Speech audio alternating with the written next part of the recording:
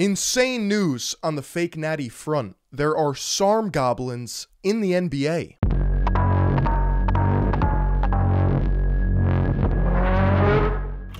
That's right, Cleveland Cavaliers forward and center Tristan Thompson was suspended without pay for 25 games after testing positive for a pair of performance-enhancing substances, the NBA announced on Tuesday. The league said Thompson tested positive for SARM LGD 4033, also known as Ligandrol, and ibutamorin, both listed on the World Anti-Doping Agency's ban list, or WADA. SARMs, short for selective androgen receptor modulators, are classified as non-steroidal anabolic agents, while ibutamorin is described as a mimetic of a growth hormone secretagogue. That is my new favorite word, by the way. Secretagogue. The substances have been associated with muscle growth and bone density. So let's break this down. Imagine my surprise when the NBA starts cracking down on not steroids, but SARMs. If you have never heard of the term SARM before, or selective androgen receptor modulators, the simplest and easiest way I could describe it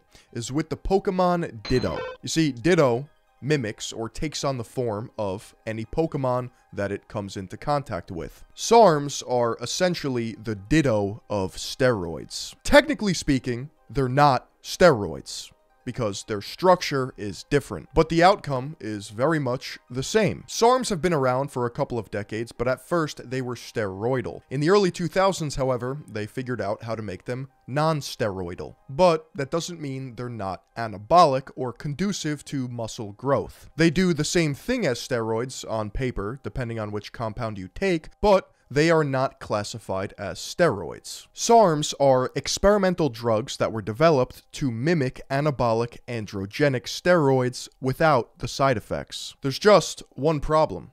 You can't do that. It's pretty safe to say that whenever you drastically alter the chemistry of your body, there's always going to be a trade-off. In a perfect world, SARMs would be applied to the medical field. For example, old women are prone to breaking their hips, and they are rather weak and feeble, so a SARM, or a selective androgen receptor modulator, would be in the conversation to use to treat that sort of recovery, or prevent it from happening in the first place. But in reality, they are being abused by 17-year-olds at your local gym and apparently professional athletes. And that's because they work. They are very effective. We're talking all sorts of performance-enhancing benefits depending on which compound you take, but mainly strength, improved lean body mass, quicker recovery times from injuries. SARMs are not FDA approved, which doesn't really mean much considering the fact that supplements don't have to be, but they exist in this weird gray area where they can be sold on the internet for research purposes,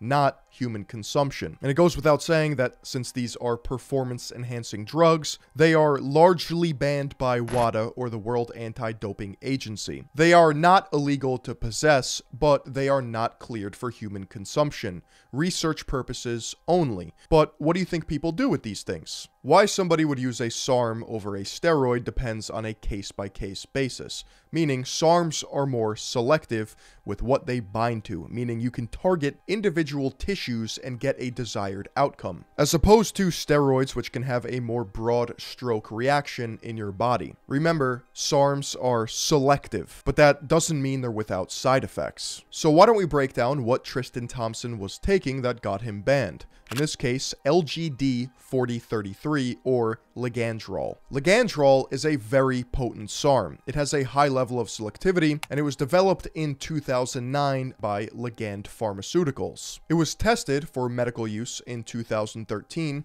and a company called Viking Therapeutics got the license for it, which is why it is sometimes referred to as VK5211. So what does this thing actually do? Well, it gives you more muscle and strength, and as a result of that, it'll probably burn some fat too, because when you get more muscle on your frame, your metabolic rate goes up because muscle is an active tissue. Some of the side effects include dry mouth and headaches, but whenever you're talking about a SARM, what a lot of people like to overlook is the suppression aspect, which means your testosterone is going to get nuked. According to anecdotal accounts from bodybuilders and people who have used this stuff, it is similar to Deca or Nandrolone. Nandrolone is a synthetic version of testosterone, and LGD LGD4033 or VK5211 is a mimic of that. Remember, not actually, it just functions very similarly. Apparently, some people take testosterone as a base because you are going to get that suppression from the SARM, but again, I've never taken steroids,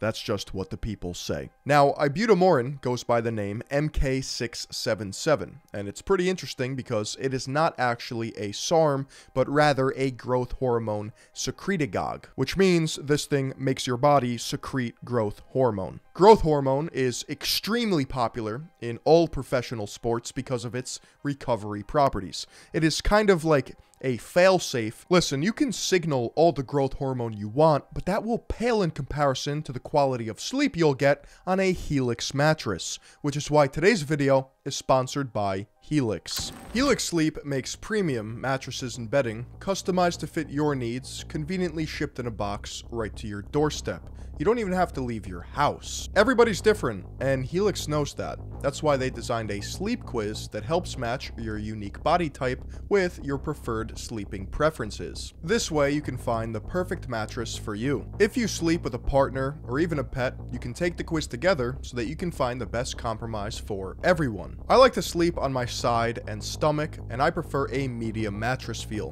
which is why I was matched with the Midnight Lux. This year, Helix released their newest and most high-end collection, the Helix Elite mattress. They put their years of extensive mattress expertise to use to create a truly elevated sleep experience. I've had my Helix for almost 3 years now, and ever since I moved, I had to upgrade from a queen to a king. That's how much I love my Helix. Unlike other brands, Helix doesn't use fiberglass in their mattresses, which can be harmful to your health. In fact, Helix owns their own manufacturing facility, so they steer clear from any sort of fiberglass, and I sleep easy knowing that they don't use it. The mattress comes rolled in a box, and it's super easy to set up for yourself. It took me just under 5 minutes to carry it up the stairs and watch my new bed spring to life. If it makes you nervous to buy something that you haven't tried yet in person, Helix offers a 100-night sleep trial.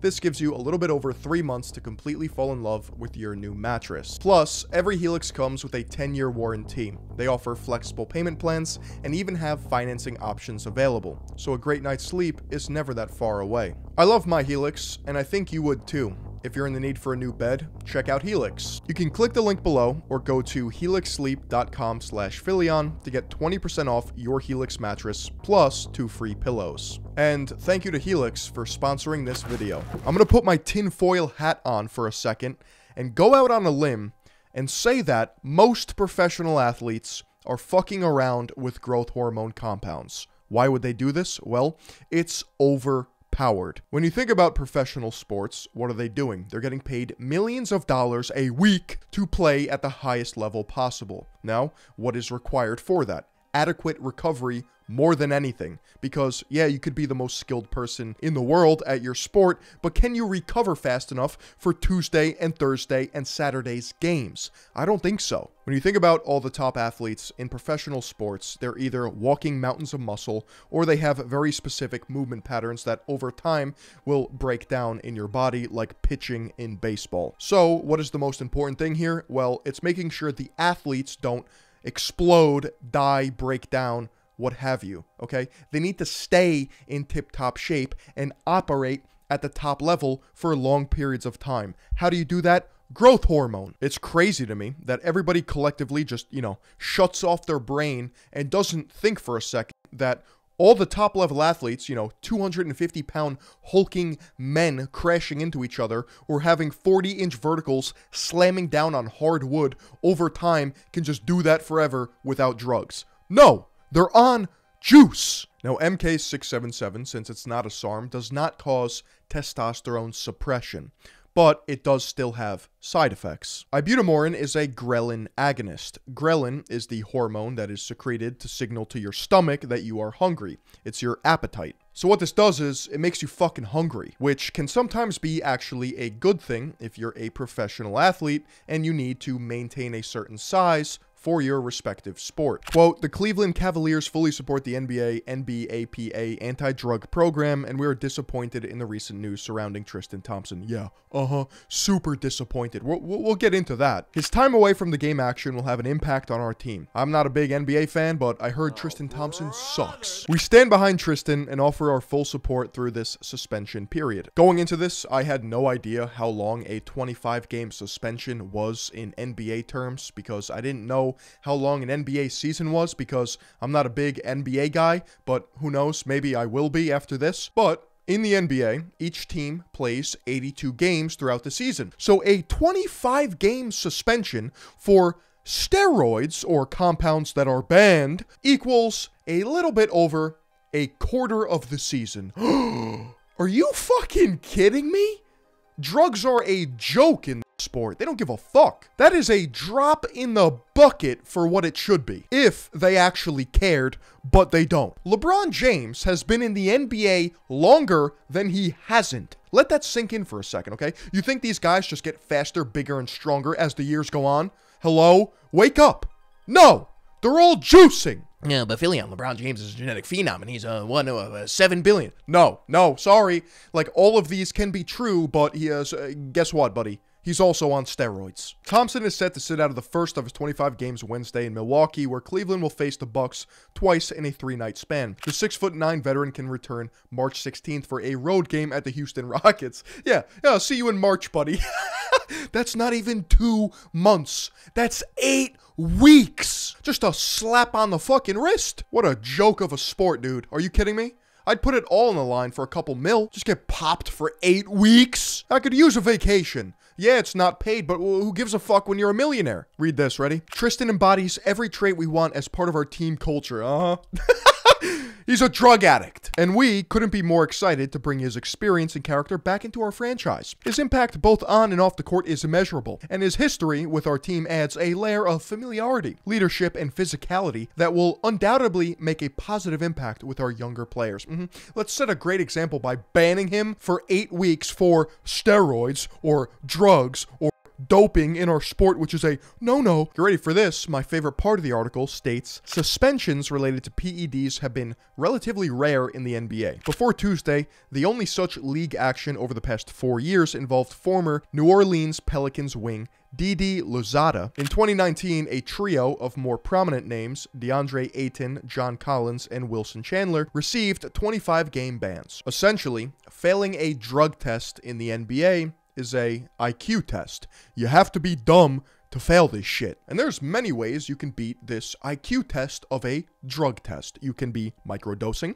You can be using designer drugs that don't even show up on the tests at all because they don't know what to test for. Or you could be using diuretic agents to piss it all out and get it out of your system. Or you can hire a night nurse and she could run some bloods on you and flush it out lickety-split so you're good to go in your next game. If you're still unsure if money is doing all the talking here in the NBA when it comes to steroids, from 1983 to 1999, not a single player tested positive for performance-enhancing drugs. Now, what do you make of that? You think all these players are operating out of the goodness of their heart and are competing fairly for the spirit of the game? Yeah, okay. You have to be an idiot to not realize that they're all juicing. Well, actually, I don't think steroids would have that much of an impact in a skill-based game. Then why are all the top basketball players getting jacked out of their fucking mind? Hello? Look at basketball players today versus 50 years ago, and don't tell me it's technology and nutrition. You're telling me squaring up in the paint and boxing somebody out, strength doesn't matter? You're telling me when you have to dunk and put your nuts on somebody's face, being physically stronger and bigger and more dense than them isn't going to have an impact? You're telling me when you scrap and throw elbows and push into people and have to recover at 5 times the speed of a normal human being, steroids aren't going to help you? You're lost. You're lost, buddy. Hello? The reason why I'm so passionate about this is because nobody talks about steroids in the NBA like they do in other sports. There's 2 options. Steroids should be legal in all sports. This way, we find out what the competition really is, except that can't exist because that's already happening. Or you just have people take the fall for something every couple of years, like Tristan Thompson. And then we live in this hypocrisy, this society, this post-truth era where we're just gonna sit here like sheep and be like, well, yeah, you know, there's a couple bad apples. The reason why it's not a bigger deal is because there is so much goddamn fucking money on the line in the NBA. And little Johnny can't really fathom the fact that his favorite superstars have to use drugs to get to where they are. It is asinine to believe that you can push the body to the brink of exhaustion forever, get stronger, bigger, faster as you age, as your testosterone starts declining. It makes zero sense because it's not possible. If you look at sports as a whole, every single record is getting routinely beaten and smashed. What do you think? It's because we eat more? You think it's because we go night-night? I'm gonna leave you with this. In 2011, Derrick Rose said in an interview that PEDs are a huge problem, and I think we need to level the playing field. So this actually coincides with the previous article where they talk about the various players that were popped in 2019 or 4 to 5 years ago for growth hormone releasing peptide number 2. Out of all professional sports, the NBA has had the smallest number of players tested positive for banned substances. Do these recent positives mean players are doping more, or are they just getting caught? In 2011, Derrick Rose gave an interview to ESPN, the magazine, and he was asked if 1 equals what are PEDs and 10 equals everybody's juicing, how big of an issue is illegal enhancing in your sport? And he said 7.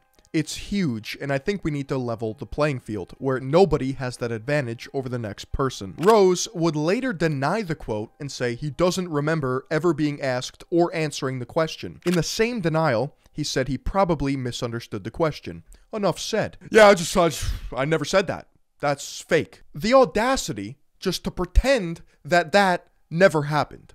It's documented in an interview. He was asked that question and gave an answer, and then later turned around and said, nope, never said that. I must have misunderstood. The dude gave a fucking numerical value. 7.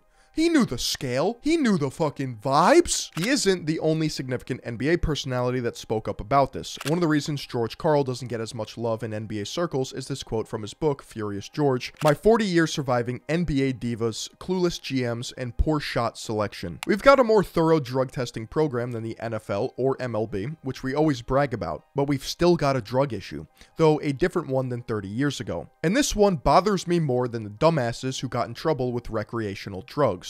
I'm talking about performance-enhancing drugs like steroids, human growth hormone, and so on. It's obvious some of our players are doping. How are some guys getting older, yet thinner and fitter? How are they recovering from injuries so fast? Why the hell are they going to Germany in the off-season? I doubt it's for the sauerkraut. More likely, it's for the newest, hard-to-detect blood boosters and PEDs they have in Europe. Unfortunately, drug testing always seems to be a couple steps behind drug hiding. Lance Armstrong never failed a drug test. I think we want the best athletes to succeed, not the biggest, richest cheaters employing the best scientists. But I don't know what to do about it. Former players have said that 4 tests a year are easily manipulated and nowhere near to present real control and oversight. I don't have a problem with players using PEDs in recovery or to make it through the 82-game season. Some may. As I see it, the NBA has 2 choices. Either keep them banned and implement a serious testing and control system, or stop the charade and let players use PEDs. That's what I'm saying. Given the fact with how tall some of these players are and how large their frames are, if you're a taller person, then you may know how hard it is to actually fill out your frame, yet basketball players are doing it better than bodybuilders? On paper, filling out a 6'9" frame is near impossible with quality muscle mass unless you've been lifting and eating like a goddamn superhuman since you were a kid. And yes, maybe there's a couple of those people that exist, but I don't believe it when it comes to the NBA. I simply don't. Whenever I catch an NBA game, I can't help but notice the cannonballs of shoulders that some of these guys have. Well, actually, you get that from shooting a basketball. Some of you are retarded, okay? Yeah, you're probably right. Everyone else got it wrong. Fuck a military press. Why don't I just shoot a basketball 50,000 times and my traps will connect to my earlobes because, you know, basketball is an anabolic sport, apparently.